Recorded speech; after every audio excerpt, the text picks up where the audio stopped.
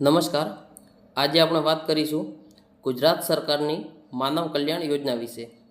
આ યોજનામાં આર્થિક રીતે પછાત વર્ગોના સમૂહને પૂરતી આવક અને સ્વરોજગાર ઊભા કરવા માટે સાધનો આપવામાં આવે છે. આ યોજના ગરીબી રેખાની નીચે જીવતી વ્યક્તિઓ અથવા કારીગરોની આર્થિક સ્થિતિ સુધારવા માટેની અગાઉ જે સ્વરોજગાર યોજના હતી તેના બદલે તારીખ 11/9/1995થી માનવ કલ્યાણ યોજના શરૂ કરવામાં આવેલ છે, જેની અંદર બ્યુટી પાર્લર, દૂધ દહીં વેચનાર, પાપડ બનાવટ કરનાર, ભરતકામ કરનાર, પ્લમ્બર, સેન્ટિંગ કામ વગેરે જેવા ટ્રેડમાં 10 પ્રકારના નાના વેપાર ધંધા કરવા સમાજના નબળા વર્ગોના લોકો કે જેની કુટુંબની વાર્ષિક આવક શહેરી અને ગ્રામ્ય વિસ્તાર બંને માટે રૂપિયા 6 લાખ સુધીની હોય, એટલે કે વધુમાં વધુ આવક 6 લાખ રૂપિયા હોય, એનાથી ઓછી આવકના લોકોને આર્થિક આવકમાં વધારો કરવા માટે વ્યવસાય માટે જરૂરી સાધન અને ઓજારની સહાય આપવામાં આવે છે. તો ચાલો આપણે વાત કરીએ કે કયા કયા ધંધાની અંદર કઈ કઈ આપણને કીટ મળવા પાત્ર છે. સૌ પ્રથમ જાણીએ અથાણા બનાવટ.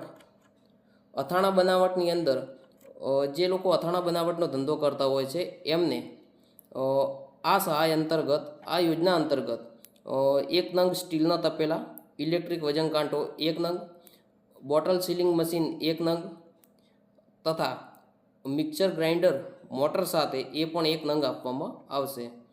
ત્યારબાદ છે ઇલેક્ટ્રિક એપ્લાયન્સીસ રિપેરિંગ, જેની અંદર મેગર 1 નંગ, ઇલેક્ટ્રોનિક ક્લિપ-ઓન મીટર 1 નંગ, હાઇડ્રોલિક ક્લિપિંગ ટૂલ 1 નંગ, પછી એસી વોલ્ટેજ ડિટેક્ટર 1 નંગ, ઇલેક્ટ્રિક કટર 1 નંગ, પછી એમસીબી 1 નંગ, ડ્રીલ મશીન 1 નંગ, મલ્ટીમીટર 1 નંગ તથા નાનું ટૂલ બોક્સ 1 નંગ આપવામાં આવશે. ત્યારબાદ વાત કરીએ છીએ દૂધ દહીં વેચનાર. તો જે લોકો દૂધ દહીં વેચનારનો ધંધો કરે છે એમને દૂધનું કેન 30 લીટરનું એવા 2 કેન આપવામાં આવશે. સ્ટીલના તપેલા 1 નંગ મળશે, ઇલેક્ટ્રિક વજન કાંટો પણ 1 નંગ મળશે, ઇલેક્ટ્રિક વલોણું કે જે વલોણાની મોટર કહેવાય છે એ પણ 1 નંગ, સાદા કેરેટ 2 નંગ મળશે, જ્યારે પરફોરેટેડ કેરેટ પણ 2 નંગ મળશે. ત્યારબાદ વાત કરીએ કે પંચર કીટ. જે લોકો પંચર કીટનો ધંધો કરતા હોય છે એમના માટે, તો એમને એર કોમ્પ્રેસર માત્ર 1 નંગ જ મળશે. ત્યારબાદ વાત કરીએ છીએ પાપડ બનાવટ. જે લોકો પાપડ બનાવટનો ધંધો કરતા હોય છે એમના માટે છે કોમર્શિયલ આટા મેકિંગ મશીન સાથેની મોટર, એ પણ 1 નંગ, ઇલેક્ટ્રિક વજન કાંટો 1 નંગ તેમજ પ્લાસ્ટિક બેગ સીલિંગ મશીન 1 નંગ મળવાપાત્ર છે. ત્યારબાદ વાત કરીએ કે પ્લમ્બર. તો પ્લમ્બરની અંદર મલ્ટિપલ ટૂલ કિટ, જે એની અંદર પણ વસ્તુઓ નાની નાની આપેલી છે, એ છે 1 નંગ, ડિશ ગ્રાઇન્ડર 1 નંગ, હેમર મશીન 1 નંગ, પાઇપને આંટા પાડવાની કીટ. જે પ્લમ્બરનો ધંધો કરતા હોય છે એમના માટે પાઇપને આંટા પાડવા હોય તો એના માટેની પણ કીટ મળે છે, એ પણ 1 નંગ, સાથે સાથે ડ્રીલ મશીન 1 નંગ મળવાપાત્ર છે.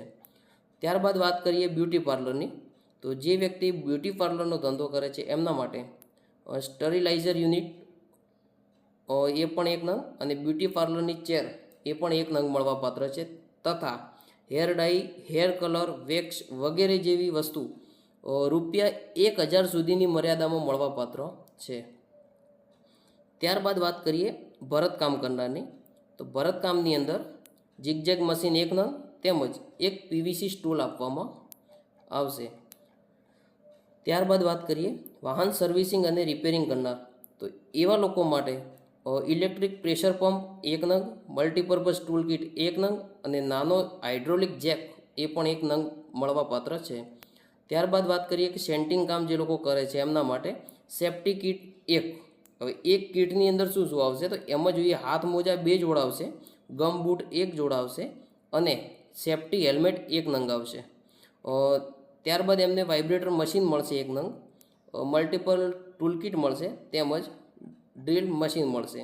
તો આ હતા કુલ ટોટલ 10 નાના નાના ટ્રેડ કે જેની અંદર જે નાના વેપારી છે કે જે નાના વ્યક્તિઓ ધંધો કરી રહ્યા છે તો એમના માટે સરકાર દ્વારા ટૂલ કિટ ફ્રીમાં આપવામાં આવે છે. હવે વાત કરીએ છીએ કે આ ગુજરાત સરકારની માનવ કલ્યાણ યોજનામાં ફોર્મ ભરવા માટે પુરાવા કયા કયા જોઈએ? તો જે વ્યક્તિએ ફોર્મ ભરવાનું હોય છે તેમને આધાર કાર્ડ, રેશન કાર્ડ, ત્યારબાદ છે ઉંમરનો પુરાવો. ઉંમરના પુરાવાની અંદર શાળા છોડ્યાનું પ્રમાણપત્ર એટલે કે એલસી માન્ય છે અથવા તો જન્મનો દાખલો, બંનેમાંથી કોઈ પણ એક વસ્તુ તમે આપી શકો છો.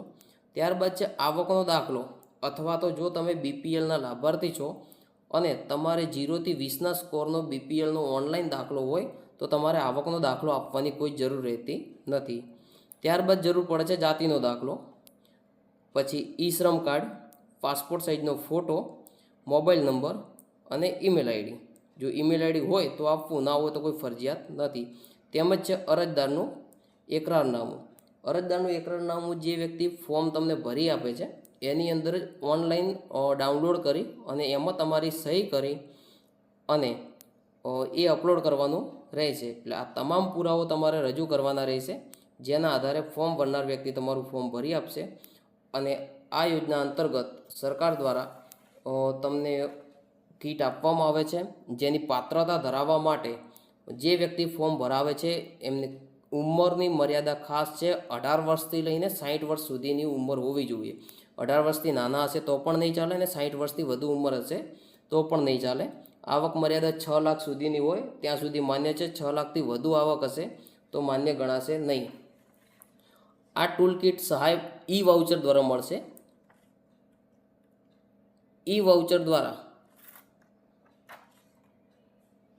તમને QR કોડ આપવામાં આવશે. જ્યારે પણ તમારી અરજી પાસ થાય છે ત્યારબાદ તમને જે પણ તમે મોબાઈલ નંબર આપેલો હોય છે એની અંદર તમારા પર મેસેજ આવશે અને એની અંદર તમને જણાવવામાં આવશે કે તમારી ટૂલ કિટ પાસ થયેલ છે. તો જેનો જે QR કોડ હોય છે એ તમારે QR કોડ ડાઉનલોડ કરવાનો રહેશે અને જે તે ડીલર હશે એમના જે માન્ય ડીલર જોડેથી એ QR કોડ આપી અને તમે તમારી કીટ મેળવવાની રહેશે.